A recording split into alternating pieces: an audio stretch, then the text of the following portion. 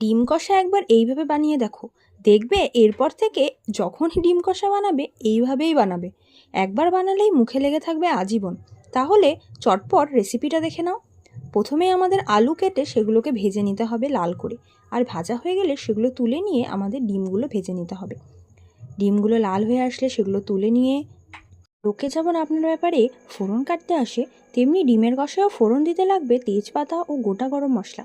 দেন পেঁয়াজটা অল্প ভেজে নিয়ে তার মধ্যে আদা, লঙ্কা, রসুন, টমেটো, আদা পেস্ট দিয়ে নুন ও হলুদ দিয়ে ভালো করে কষিয়ে নেব কিছুক্ষণ।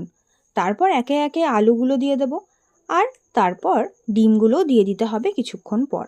তারপর ভালো করে কষিয়ে নিয়ে ভালো করে নেড়ে চেড়ে নিয়ে জল ঢেলে দিতে হবে, আর ভালো করে কিছুক্ষণের জন্য ফুটিয়ে নিতে হবে।